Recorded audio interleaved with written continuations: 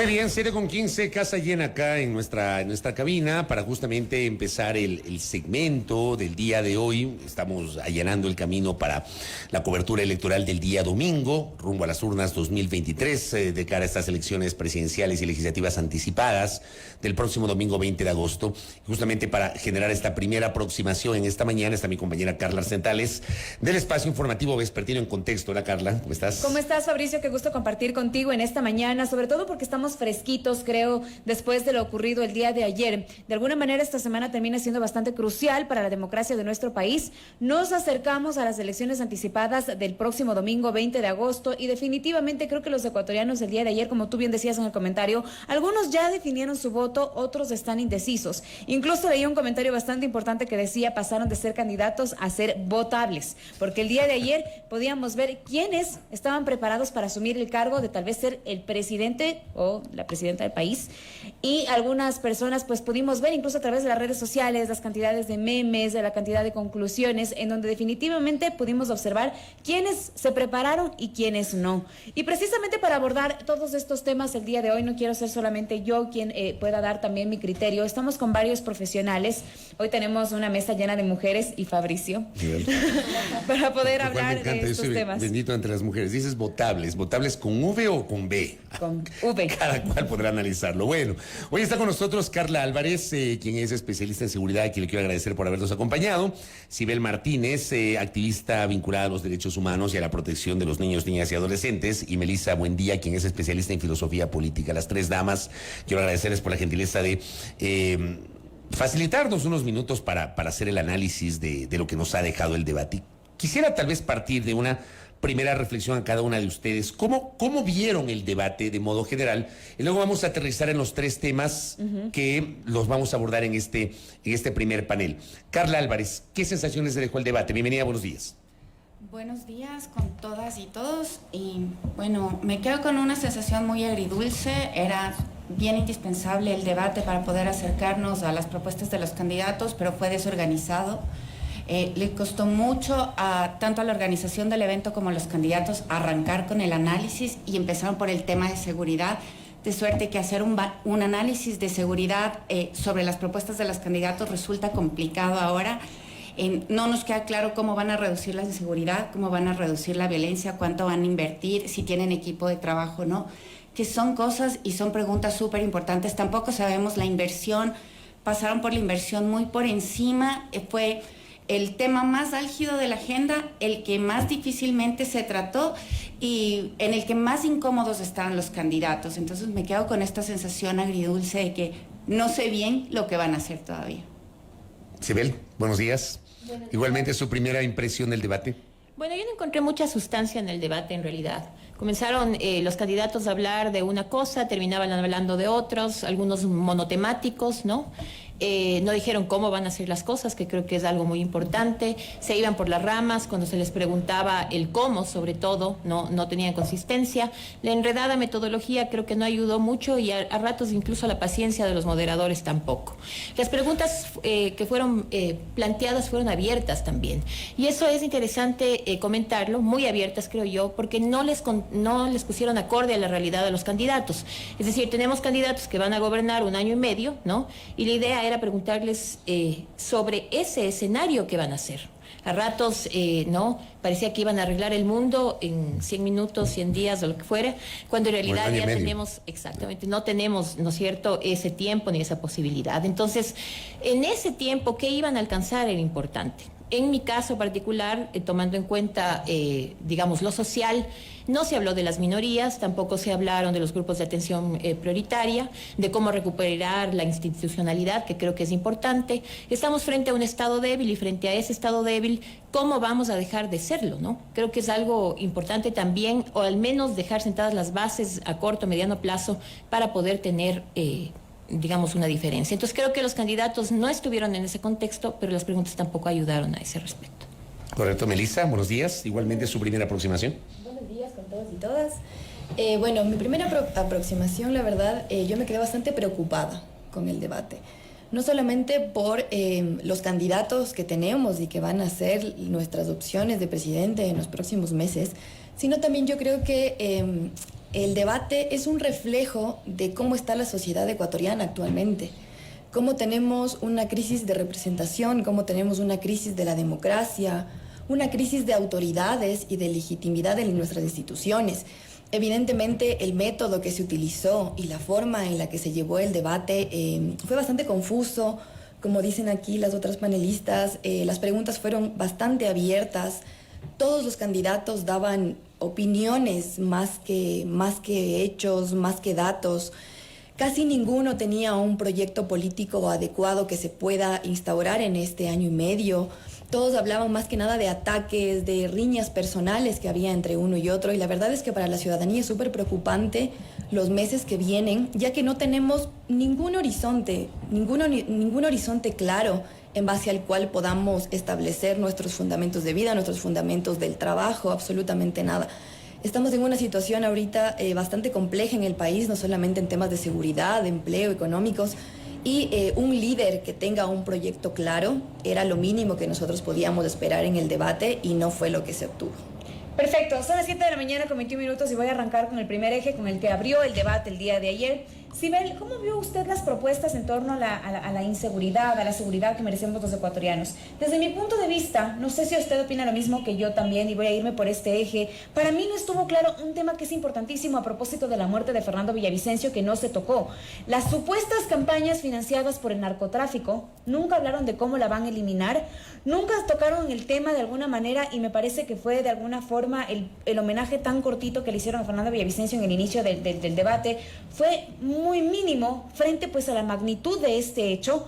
No hablaron incluso de cómo van a impedir que se infiltre el narcotráfico en sus gobiernos, de cómo van a acabar con estas bandas criminales. Creo que esa era parte de los temas más importantes en seguridad y no se tocó el día de ayer. No sé si ver qué opinión le merece a usted las propuestas que entregaron los candidatos y cómo se desarrolló este debate en este tema. A ver, yo además pienso que no se les dio toda la oportunidad que podían tener para poder desarrollar esos temas, ¿no es cierto? Incluso las preguntas, a mi criterio, debía ser una sola, de manera que todos podamos medir esa pregunta, ¿no? Al ser distintas, de repente unos se lucían más que otros dependiendo del tema que les tocaba, ¿no es cierto? Frente a esa situación de temas de seguridad, todos, y el tema clave, ¿no? Frente a este tema es la seguridad, pero la seguridad no se agota únicamente en la mano dura, ¿no? Que muchos escuchamos en este tema. Es decir, la seguridad va más allá de eso. No se habló nunca, por ejemplo, a mí me hubiera gustado mucho escuchar qué se va a hacer con los niños, niñas y adolescentes captados por el narcotráfico, por ejemplo. Es que todo el tema del narcotráfico, para mi criterio, no sé qué opinan las demás, fue casi que nulo.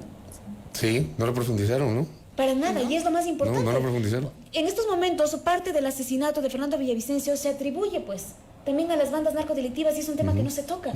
Sibel. No, y además de eso, el tema de la violencia, ¿no? Una violencia que simplemente este fin de semana, ¿no? Vimos cómo se mató a patadas a un presunto delincuente, ¿no? Es una violencia que ha permeado a la sociedad y frente a esa situación tampoco hay una respuesta. Yo creo que el formato no dio tal vez para explayarse, pero en lo poco que pudimos notar, uno de los candidatos obviamente habló mucho más y con más contundencia porque es su tema.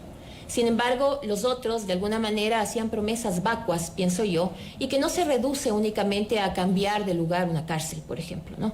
Eso es algo que vimos y que raya en la demagogia por un lado, pero que, vuelvo a insistir, durante todo el panel no se vio, el debate, perdón, no se vio el cómo, que es lo más importante. Coincide Carla Álvarez con eso de que en el eje seguridad, que usted lo conoce bien, no quedó claridad sobre el cómo más allá de las propuestas, Carla Álvarez. Sí, definitivamente el cómo fue la respuesta ausente. Esto puede ser porque las preguntas tampoco, ni el tiempo ni la organización del debate estaban organizadas como para dar profundidad a lo que podían decir los candidatos. Hablamos del minuto para responder. Sí, y los pocos segundos para replicar. Entonces había un ping-pong en el que había que responder de manera inmediata, casi como un disparo, digamos, hablando de seguridad. Y en este juego, la propuesta oral o las respuestas de los candidatos no reflejaban las propuestas escritas. Es decir, en muchos casos, una cosa es lo que se dijo ayer en el debate y otra es lo que está escrita en las propuestas de los candidatos.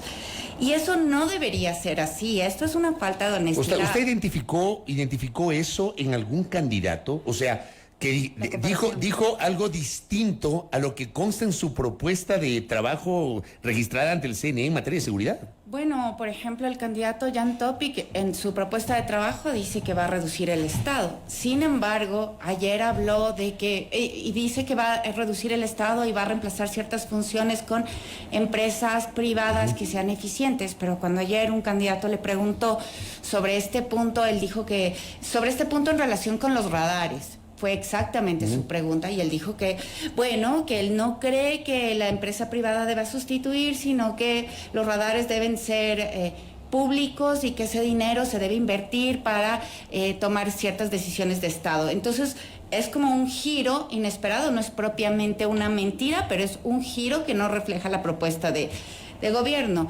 También hay otros candidatos que han hablado de mucha mano dura en su texto escrito. Hay candidatos que hablan de comprar una flotilla de aviones o tanques blindados. ¿En serio? ¿En las propuestas? En las propuestas. ¿En la que está registrada en el CNE?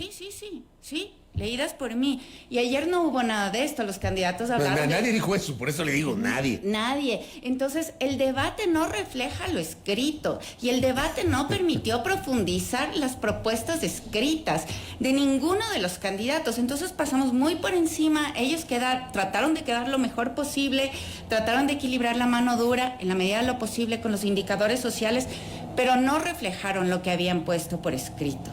Entonces, creo que esto es una deuda que tenemos. Muchos hablaron de articular el sistema de inteligencia, los sistemas de inteligencia, las funciones del Estado en materia de seguridad. Claro que todos sabemos que eso se necesita, pero nunca dijeron el cómo se va a hacer ni cómo lo van a lograr en año y medio. Entonces, creo que hubo un vacío bien importante ahí que nos deja como estos sinsabores de los que hablaba. Melissa, igualmente, en materia de seguridad, ¿qué le dejó usted, qué sensaciones le dejó usted el debate? ¿Hubo profundidad, coincide con Sibel y con Carla? ¿O por ahí alguien le convenció en materia de seguridad? Melissa, buen día. No, coincido 100% con los panelistas.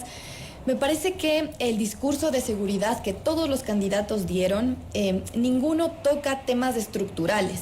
El tema de la seguridad, de la violencia, del narcotráfico, como decía Carla, obviamente que son efectos de algo que está mucho más complejo, un entretejido más profundo de nuestra sociedad. Aquí hablamos de que tenemos una desigualdad en la sociedad. Desde que los niños nacen, por ejemplo, están condenados a repetir ciertos patrones por las limitaciones que su medio les ofrece.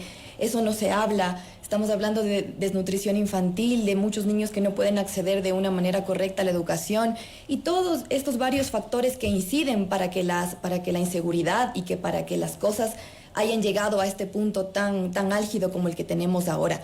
Creo que ninguno tuvo una propuesta armada o contundente como para poder atacar esto desde lo más profundo, desde la violencia dentro de los hogares, desde la educación que se da a los niños, a los padres, etcétera, de las instituciones que nos puedan respaldar con alguna forma de justicia y de protección. Ninguno. Todos, en este caso el candidato Topic hablaba de mano dura, de dar más armamento a los policías y a las fuerzas de orden.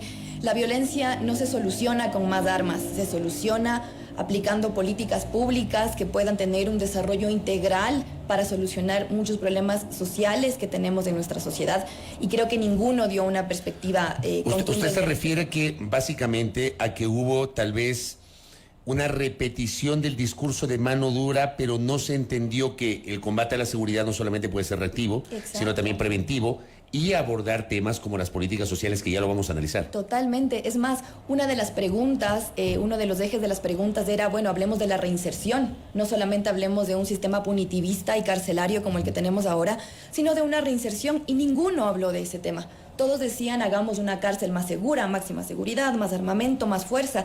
¿Y qué pasa con los problemas? No nos olvidemos que la delincuencia, todos los fenómenos buenos y malos que tenemos en nuestra sociedad son un producto y una creación nuestra también. Hay que hacernos responsables de este tipo de problemáticas. Ahora, a mí también me llama la atención y me queda un vacío en la parte de las cárceles. No sé, ustedes también bajo su criterio, ¿quién va a manejar las cárceles y cómo hacerlo? porque se queda en estos momentos dentro del debate en una cuestión tan importante como el manejo de las cárceles de nuestro país. ¿Quién lo va a llevar por delante? ¿Va a continuar el SNAI? ¿Qué va a suceder en ese aspecto que también me pareció importantísimo y no se tocó también el día de ayer? Nadie habló, imagínate, del SNAI después de las críticas que he recibido y después del momento coyuntural que vivimos las últimas semanas. Entonces, desde allí tenía que partir, porque ¿de dónde salen entonces todas las órdenes para todos los sicariatos y para toda la inseguridad que tenemos en estos momentos como Estado? Las órdenes salen de las cárceles. Habíamos hablado del traslado de Fito durante el fin de semana. Era un tema neurálgico hablar de la parte del narcotráfico y de justamente cómo se va a llevar adelante esta seguridad que necesita nuestro país. No tocaron ese tema. No tocaron la parte de los derechos humanos también de las personas privadas de la libertad. Un tema álgido además, ¿no? Que no conviene tocarlo, me imagino yo. A mí me llamó la atención en esa parte, perdón que me tome la palabra, pero creo que también es interesante, todo comunica, ¿no? Entonces ver al candidato Noboa con un chaleco antibalas nos dice mucho. Sí, para mí eso fue impactante. Para mí eso tal vez fue simbólicamente lo más impactante del debate de ayer. Claro que fue terrible. Así es. Eso y de alguna manera una frialdad en una situación grave, como el caso de la muerte de Fernando Villavicencio. Exactamente, en donde no se dijo mucho y no se hizo mucho tampoco a la hora de comunicar. Yo hubiera cambiado también parte del formato del debate en el inicio para que cada uno pueda dar, aunque sea una palabra de condolencia. No puede pasar un tema tan importante desapercibido. Era uno de ellos. Era una persona que tenía que estar en su podio, allí, dando sus argumentos. Porque ustedes conocían a Fernando Villavicencio.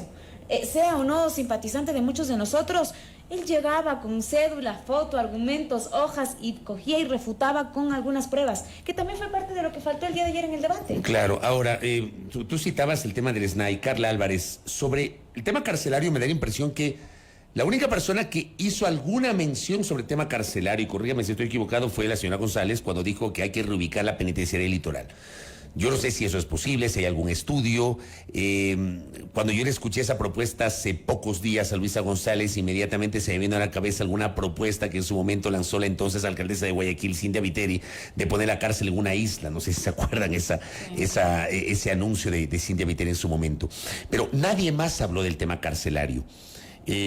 ¿Cómo lo analiza usted, esa parte, la parte del SNAI y el tema de las cárceles? Bueno, es que sí, el formato del debate fue absolutamente restrictivo desde mi punto de vista, sin querer salvar las propuestas de los candidatos. Efectivamente, solo Luisa González habló de este tema. Sin embargo, las otras propuestas presidenciales contemplan la creación de nuevas cárceles, la creación de cárceles de máxima seguridad, incluso la modificación de penas para la inclusión de la cadena perpetua dentro de la legislación ecuatoriana, y eso es complejo. Entonces, en lo escrito está, en el debate ayer solo lo reflejó Luisa González. Creo que es un ofrecimiento que empata o empatiza con los sentimientos de inseguridad de Guayaquil, de esta población, de la Vía Daule, de esta gente que se siente súper insegura. Pero es un ofrecimiento realizable. Le pregunto a usted que es estudiosa del tema. En 1 año y medio creo que la construcción de una infraestructura carcelaria es inviable. Creo que lo que se puede hacer por el momento es la dotación, y se debería además, es la dotación de equipamiento tecnológico para fortalecer como los mecanismos de seguridad dentro de las cárceles para impedir el ingreso de armas, de municiones, etcétera.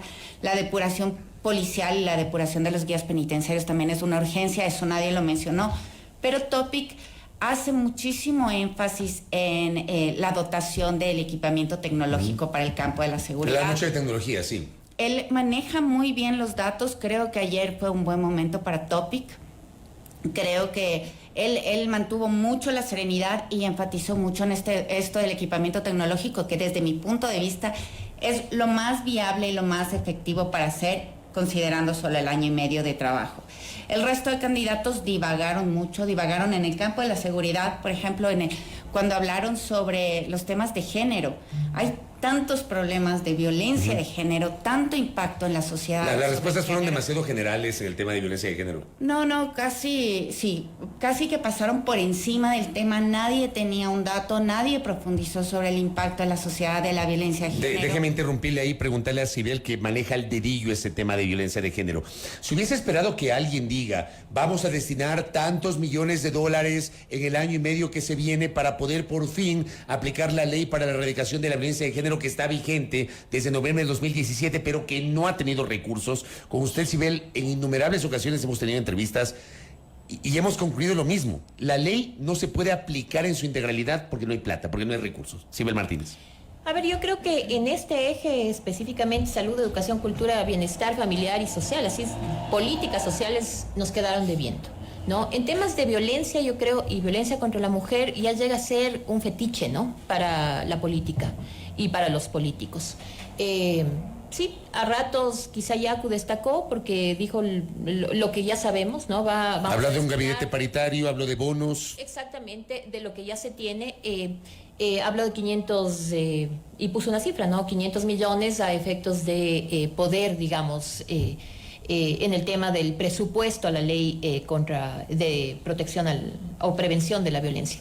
Sin embargo, no hay sustancia, o no hubo sustancia, ¿no es cierto? Se quedaron en el discurso, se iban por las ramas. Ahí, en este caso, ¿no?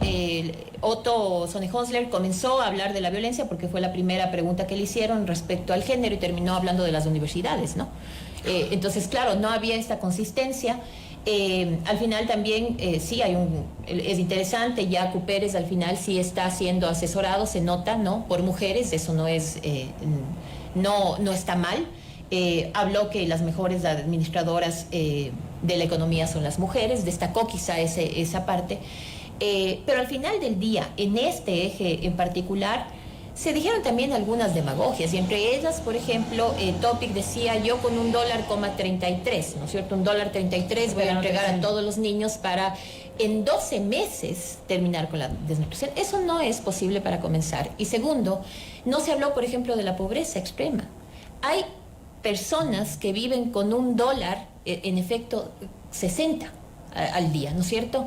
Entonces, no entiendo cómo un candidato puede dar o ofrecer, ¿no es cierto?, $1.33 exactamente, cuando hay personas que viven con $1. Entonces, ¿cómo cambiamos esto? ¿No es cierto? La pobreza y la desnutrición van de la mano. La seguridad también, creo que alguien decía en algún momento ayer, hizo un puente interesante entre seguridad y desnutrición. Yo lo pongo en tela de duda, porque no es por ahí, ¿no es cierto? Hay temas que sí ameritan el tema específicamente de la seguridad, y hay otros que pasan por políticas públicas de bienestar social, con enfoque de derechos, que quizá la seguridad no tiene su acento, ¿no? Como se hizo ver ayer. Si hablamos un poco de la parte también de bienestar social, a mí me llamó la atención, yo voy a hablar incluso como mujer. Me pareció muy banal el hablar de cifras cuando hablamos de desnutrición infantil, en vez de hablar del apoyo que necesitan las madres para poder generar más tiempo con sus hijos, para poder darles una alimentación adecuada. Me parece que durante todo el debate no hubo para nada una posición humana. No sé cómo ven ustedes también ese punto, porque una cosa son las propuestas, pero uno también se identifica con el lado humano del candidato. Melissa, y yo no vi eso. Sí, completamente de acuerdo con usted, Carla. Un tema tan complejo y tan estremecedor como es el tema de la violencia contra las mujeres, de la desnutrición infantil, del machismo sistemático que vivimos en nuestro país, no se soluciona solamente con cifras. A mí, honestamente, la sensación que me dio del candidato Topic es que con este discurso tecnocrático, súper técnico, enfocado hacia las cifras, hacia los datos, la verdad es que refleja cierta falta de empatía que se tiene hacia muchos sectores que cada día son más vulnerables, que cada día sufren más las consecuencias de la desigualdad social que tenemos. Se podrían hacer muchísimas cosas, por ejemplo, desde la parte legislativa, como para poder equiparar ciertas cosas ya en el mundo empresarial o en el mundo laboral de las mujeres. No sé, hablar de una paternidad, por ejemplo, compartida, para que las mujeres ya no tengan este sesgo de que no, como es mujer y se embaraza, ya no la contrato. Hay muchísimas formas, hay muchísimas herramientas que se pueden hacer desde el trabajo legislativo, desde el trabajo ejecutivo, con un proyecto político, para que la brecha que existe entre hombres y mujeres por la desigualdad que vivimos cada vez sea menor. Creo que Ecuador y la política ecuatoriana y estos candidatos no son la excepción. Tienen una deuda con las mujeres y con los grupos minoritarios que no está siendo saldado tampoco en estas presentaciones de las propuestas. Este año y medio, como dicen las compañeras, no se va a poder tampoco cambiar el mundo en un año y medio, pero sí tal vez preparar un terreno para que los próximos gobiernos que vengan sí puedan aplicar políticas públicas, herramientas institucionales sobre todo, que nos puedan garantizar a las ciudadanas, a los niños, a los ciudadanos, incluso también más accesos a puestos de empleo, por ejemplo, a justicia, salud, educación, etcétera. Ahí entramos justamente a profundizar algunos elementos del eje social. Resumen ejecutivo. Otto Sonnenholzner ofreció combatir la violencia de género a través de la educación y la atención, habló de salud mental. Jaco Pérez dijo que no tolerará que se siga matando a las mujeres, ofreció un gabinete paritario que se entregue un bono a las víctimas, un bono de víctimas a los hijos e hijas de mujeres que hayan perdido la vida por violencia de género. Jan Topic ofreció reducir al 13% la tasa de desnutrición infantil con inversión adecuada. Dijo se puede reducir la tasa vigente a la mitad en solo un año. Wow. Javier Herbas dijo que hay que cuidar a la madre desde la gestación, se necesita mejorar las condiciones de acceso al agua potable y saneamiento. Bolívar Armijo se refirió a la crisis del sistema de salud y ofreció combatir las mafias enquistadas. Luisa González ofreció fortalecer las unidades médicas y recontratar a los médicos despedidos durante la pandemia. Daniel Noboa anunció que devolverá la liquidez al IES recomprando los bonos que le fueron entregados en los gobiernos anteriores. ¿Cómo Carla Álvarez analiza estas propuestas sociales en el eje social, Carla? A ver, creo que era interesante pasar por el eje social. A ver, pienso que el eje social fue como un eje que fortaleció la perspectiva de seguridad. Desde mi punto de vista, la perspectiva de seguridad fue la que dominó el debate. Me dio la impresión que incluso, a ver, perdón que le interrumpa, cuando escucho a Topic hablando de desnutrición, ya, inmediatamente se fue al eje de seguridad. O sea, asoció la desnutrición luego con el tema de seguridad, que es su tema. Claro, casi todo. Pero además la seguridad estuvo presente en cada uno de los ejes del debate. Todos.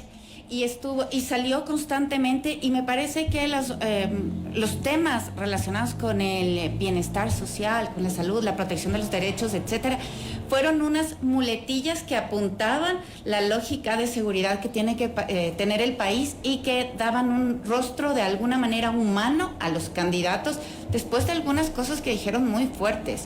No olvidemos que ayer el candidato Sonnenholzner habló de darles bala a los delincuentes, ¿no? Y de proteger a la policía y a las Fuerzas Armadas. Yo tengo exacto lo que dijo. Dijo, respaldo a la fuerza pública cuando un delincuente alce un arma en contra de un ciudadano, sepa que le van a dar el tiro que se merece. Exactamente. Y después habló de que él va a dar inmunidad a las Fuerzas Armadas y a la policía, sobre todo cuando hagan su trabajo. Entonces, bueno, digo, estas propuestas muy de mano dura, la candidata González también habló de tener mano dura, y todos se posicionaron frente a tener una mano dura. Después, el hablar de los otros indicadores, de lo social, del bienestar, tenía que humanizarlos de alguna manera, y por eso empezaron a hablar de desnutrición infantil, de la mujer, etcétera, pero como dándose un baño de humanidad. En realidad, ayer lo que estaba sobre la mesa fue el tema de seguridad, cómo lo iban a lograr, y ese fue el tema que peor arrancó. Entonces tenían que irlo metiendo en los otros ejes del debate y tenían que ir mostrando pues que sabían combinar adecuadamente la mano dura con la protección de los derechos y los otros temas. Ahora le pregunto a Sibel si es posible reducir la tasa de desnutrición en un año a la mitad. En lo que va de... Creo que fue lo más llamativo del tema de desnutrición, ¿eh? Se han trabajado como 12 programas de desnutrición infantil en el país y ninguno ha dado resultados. Por lo tanto, es demagógico hablar que además se lo va a hacer en un año, ¿no es cierto? Eso da viva cuenta que además no se conoce a profundidad estos temas, ¿no? Usted comentaba, Fabricio, que, por ejemplo, Otto Sonnenholzner había hablado de la salud mental. Yo tengo aquí apuntado lo que dijo. Dijo, la atención en salud mental inicialmente será temática para las víctimas de la violencia de género, para que ellas puedan denunciar y cómo salir de este hueco tan difícil. Imagínense ustedes, la salud mental para poder denunciar la violencia de género. O sea, no tiene relación lo uno con otro. Exacto, no tiene relación. Son dos aristas distintas. Entonces creo que al final del día los nervios también juegan, me imagino, ¿no? Decían cosas que tenían en la mente, pero al final no se concretaba. Otra cosa que me llamó la atención, por ejemplo, es, sí, Jaco Pérez tal vez fue el que mejor manejó este tema de la violencia de género, habló de algunas cosas. Otto Sonnenholzner le preguntó incluso de la violencia sexual, ¿no es cierto? Y de esta visión que él tiene sobre la impunidad, combatir la impunidad en estos temas. Los dos coincidían, digamos, pero a la hora de profundizar en estos temas, decirles que no se habló de educación, por ejemplo, tampoco de empleo, que son temas que forman parte de esta protección social o de bienestar social de estas políticas. Perdón que interrumpa, Sibel, pero sí. a mí me llama la atención que incluso sí tocan el tema del IES, pero no tocan el tema del empleo. Hablan de cómo solucionar la parte del Instituto Ecuatoriano de Seguridad Social y la crisis por la que está atravesando, pero lo primero era con una creación de empleo y cómo ingresar a la formalidad para poder tener más ingresos. Y eso se queda en la nebulosa. Otra cosa también, ¿no es cierto? En el tema de salud, el derecho a la salud, también el servicio a la salud, está bienvenido a menos y no se reduce únicamente a medicinas, que al final del día es lo que preguntaron y terminaron hablando de corrupción, ¿no es cierto? Es decir, también hay que analizar estas preguntas muy abiertas que daban para que de alguna manera vayan por otros lados, ¿no es cierto?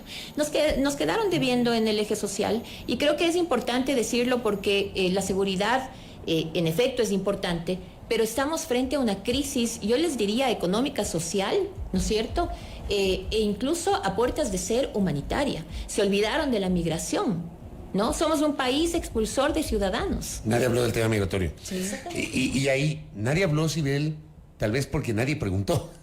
Porque ese es otro tema. No hubo tiempo para hablar de política exterior, tampoco migración, y no constó el tema migratorio dentro de la parte social, que es fundamental, Sibel.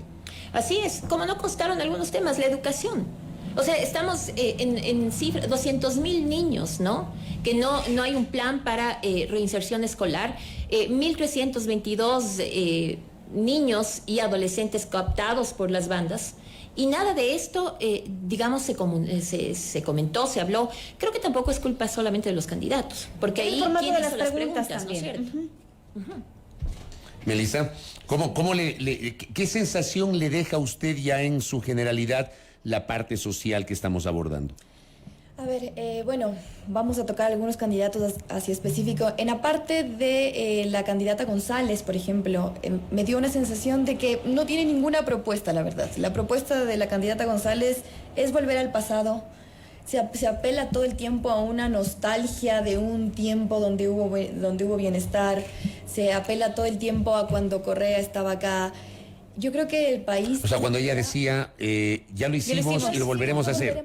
Bueno, pero ¿qué vas a hacer? Ya lo hicimos una vez y lo vamos a saber hacer. Bueno, sí, pero obviamente las condiciones de son distintas. Son súper distintas. Que es lo que yo planteaba también ayer. O sea, el país de 2017, cuando ellos se fueron del poder, no es el país 2023, no. Es otro país. Las crisis carcelarias que tenemos ahora, por ejemplo, la crisis de representación misma que estamos sintiendo todos los ecuatorianos en este momento, hace que sea muy difícil simplemente replicar un modelo que sí, en un momento nos dio cierto bienestar, más allá de que simpaticemos o no con Rafael Correa. Fue un momento en el que ciertos temas sociales al menos fueron resueltos, o había personas que tenían acceso a la salud, el tema de las carreteras, por ejemplo, que es innegable, pero no podemos hablar para el futuro sobre cosas del pasado. Además que hay un nuevo electorado, ¿no? Hay un nuevo electorado, totalmente. Somos gente joven, como hablábamos hace un segundo, Carla, somos gente joven ahora que va a votar, que tiene que está viviendo un presente político con ciertas condiciones que ya no pueden ser las mismas del pasado. Antes también se cometieron muchos errores.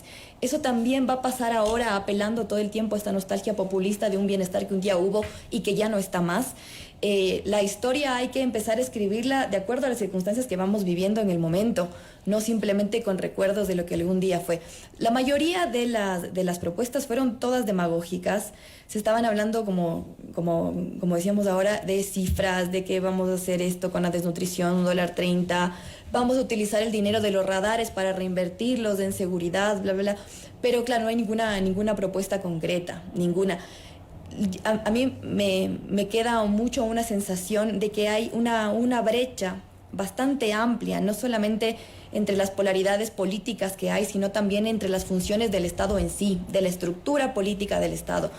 Si bien tenemos un ejecutivo ahora que tiene la mayoría un discurso muy caudillista, ¿no? Se sigue replicando este modelo del caudillo que va a cambiar el mundo él en un año y medio, pero no se tiene un correlato en la parte legislativa, por ejemplo, en la parte judicial. Un país tiene que funcionar con varias aristas, no solamente un ejecutivo con mano dura latigando a todos los ciudadanos y a todos los políticos. Me parece que hay una falta de coherencia y de sentido político en todas las propuestas. Vamos al último eje de esta conversación que tenemos con ustedes, que es la parte de institucionalidad y democracia. ¿Qué lectura tiene de esa parte, de lo que contestaron los candidatos en aquel que fue el cuarto eje del debate? Carla Álvarez. Creo que todos coincidieron, esto me sorprendió, todos coincidieron en la necesidad de institucionalizar el país, coincidieron en la necesidad de fortalecer la institucionalidad, eso fue adecuado, pero claro, desde mi punto de vista es el formato del debate que no permitía la profundización de las propuestas. Entonces vimos que hablaban de articulación de las entidades del Estado, fortalecimiento de la inteligencia. Esto salió mucho en varios candidatos. Se habló muy poco, solo al inicio, del tema de justicia y la justicia salió en una repregunta nada más. No fue parte de las preguntas que del comité organizador. Nunca se habló del fortalecimiento de la justicia como un eje preventivo de la seguridad. Este fue un gran ausente. Y bueno, otros temas como la rehabilitación social, la reducción de la violencia, los indicadores de la reducción de la violencia también estuvieron muy ausentes en esto. Y además de que estos temas fueron ausentes, claro, las instituciones que deberían intervenir para fortalecer la paz o la construcción de sociedades pacíficas o el fortalecimiento de la justicia tampoco se abordaron. Creo, desde mi punto de vista, el formato del debate solo permitió pasar por encima de los temas.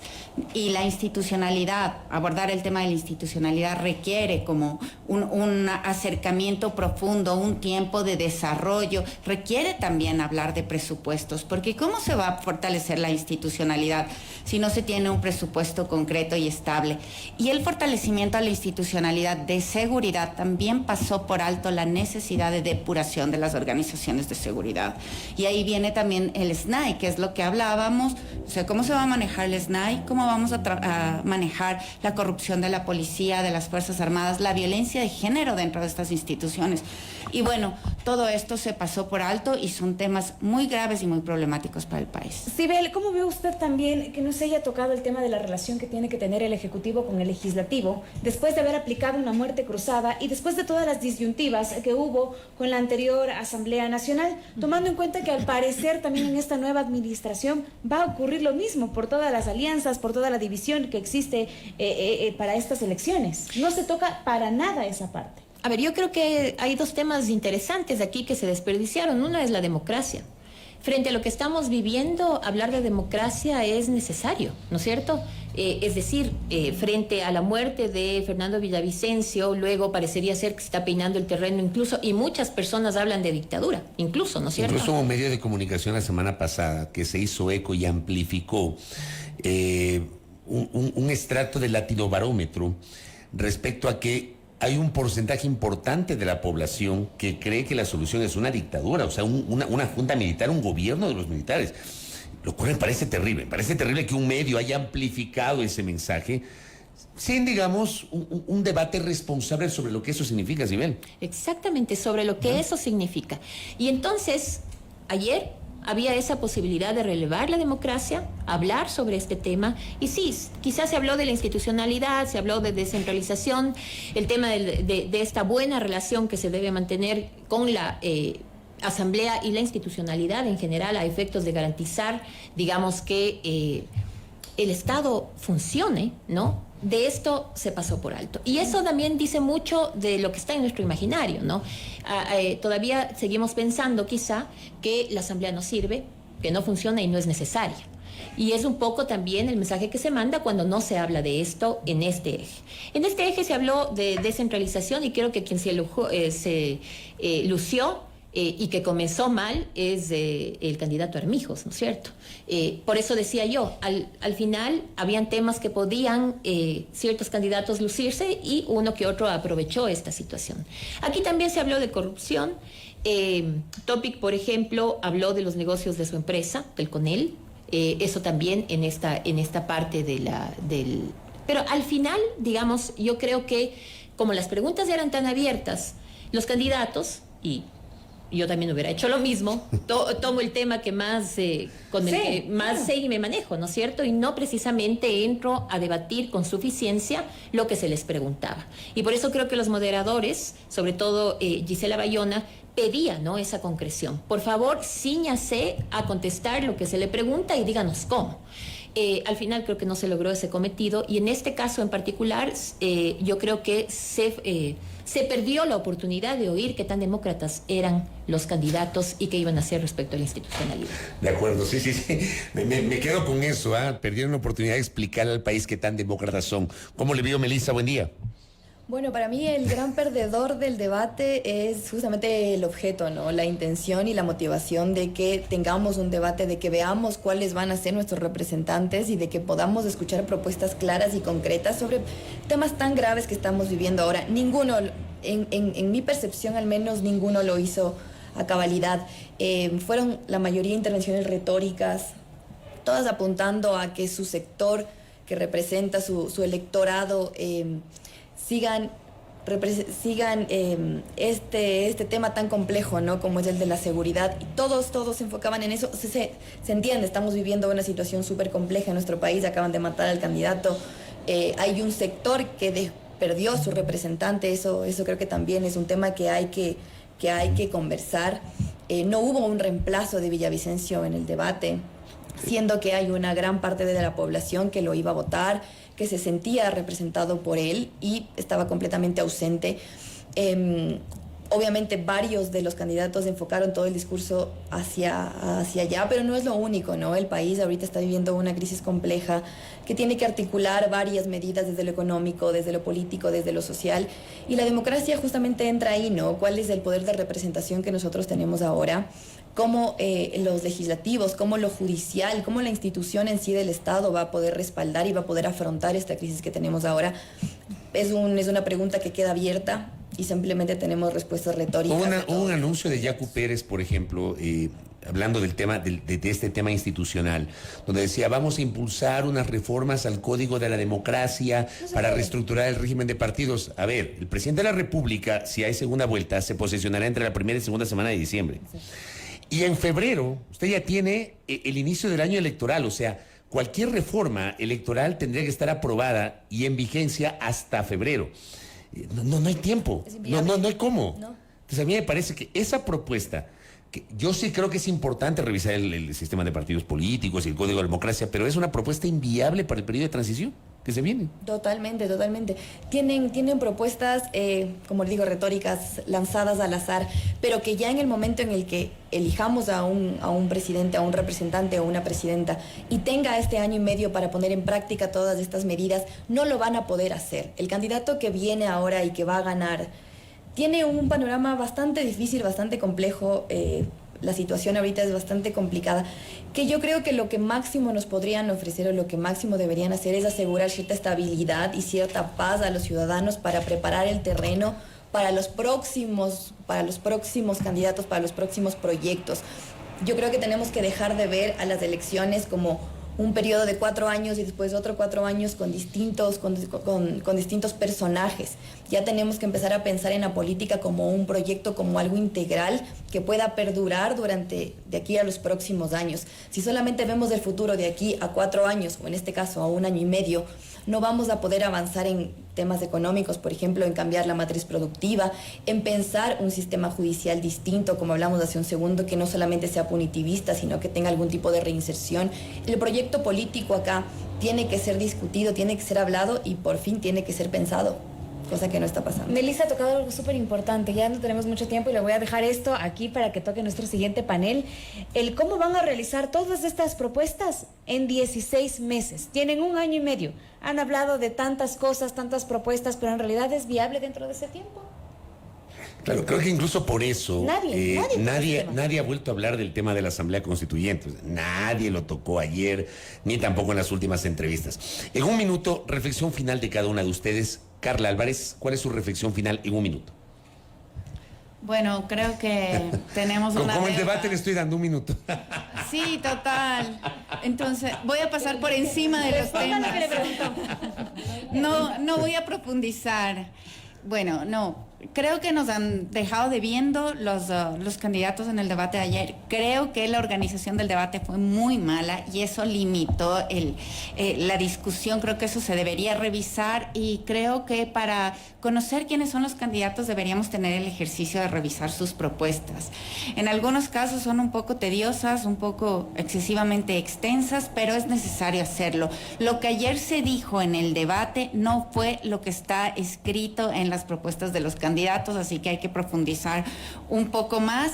Creo que la seguridad es muy importante, es el tema más importante de esta contienda electoral y también creería yo que no todas las propuestas son viables, las propuestas que apuntan a modificaciones legales son inviables o la construcción de grandes infraestructuras, sean cuales sean, son inviables por el momento. Necesitamos como propuestas muy puntuales que tengan un tiempo definido para poder ejecutarse. Esto es lo que hay que seguir viendo en estos pocos días que tenemos para tomar nuestra decisión. Sibel Martínez, reflexión final. Tal como están las cosas, el país entero necesita de un líder que tenga conocimiento, humanidad, pero también densidad ética suficiente para facilitar metas colectivas, diría yo, ¿no? Y lograr cambios reales y duraderos. Es muy poco el tiempo que se tiene, pero hay que inclinar la balanza a favor de las mayorías, ¿no es cierto?, sociales en general.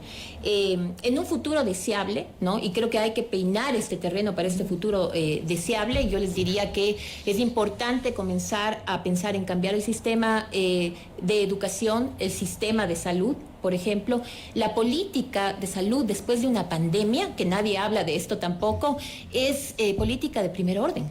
Y deberíamos tratarlo así. La violencia de género, las relaciones de género, ¿no es cierto? Avanzar en la automatización, también en la autonomía colaborativa. Digamos, hay algunos temas que se pueden hacer. No debemos exigir en un año y medio a un candidato que lo sepa todo y que haga todo, porque eso no va a pasar.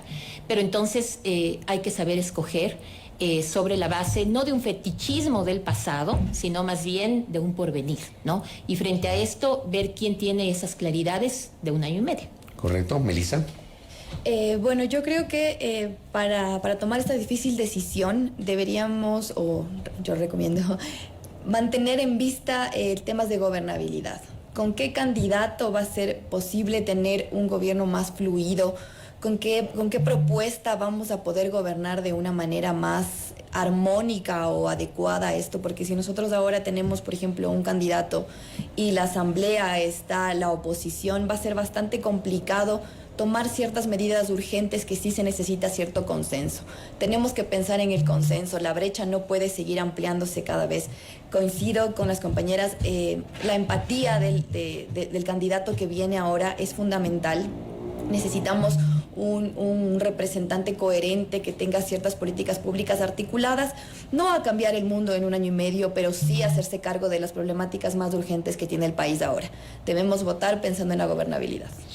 Gracias a Melissa Buendía, que ha estado con nosotros. Gracias a Sibel Martínez. Gracias a Carla Álvarez, que nos han acompañado junto a Carla Centales y este servidor, haciendo un análisis de 3 de los 5 ejes temáticos. Hemos hablado de seguridad, hemos hablado de política social y hemos hablado de institucionalidad. Vamos a cerrar este primer foro, este primer panel junto a mi compañera Carla Centales. Y más adelante ya vienen Marcos Párraga, conjuntamente con su equipo, para abordar un segundo eje que tiene que ver justamente con la parte económica y la parte de sostenibilidad, que estarán con nosotros ya mismo. Sí, por supuesto, les esperamos para que sigan ustedes conectados ahora con este siguiente panel en donde vamos a analizar a profundidad de estos temas y por supuesto también invitación para que a las 17 horas se conecten con En Contexto, que seguiremos justamente abordando estas temáticas y como bien lo decía, a lo largo de esta semana, Fabricio, habrá que estar muy pendiente también. Sí. Yo entiendo bien la temática de las encuestas, pero de alguna manera podrían develarnos qué sucedió después del debate. Pero ya no hay cómo difundir encuestas, le cuento, así que no coma ansias, ya no hay cómo difundir encuestas. Hasta el silencio electoral, ¿hasta cuándo es? No, es que las encuestas podías difundir hasta el jueves. No, hasta el jueves. Ya, la ley te dice que puedes difundir encuestas 10 días, hasta 10 días antes de las elecciones. O sea, si te llegan encuestas es para tu consumo, no vayas a publicar. Ya, bueno, una información adicional antes del corte. La presidenta del Consejo Nacional Electoral, Diana Tamain, en entrevista con el canal Teleamazonas, ha señalado que si no hay objeciones, y ojalá que no haya objeciones, el miércoles el Pleno del CNE estará tratando la calificación de la candidatura de Cristian Zurita como postulante presidencial del movimiento Construye. O sea, yo sí creo que ojalá que la clase política entienda lo que está pasando, que no impugnen esa candidatura para que el domingo esa candidatura esté en firme y los electores tengan esa también como una de las posibilidades para pronunciarse en las urnas el próximo domingo 20 de agosto. 8:04, pausa. Aquí en A Primera Hora, esto es Rumbo a las Urnas 2023.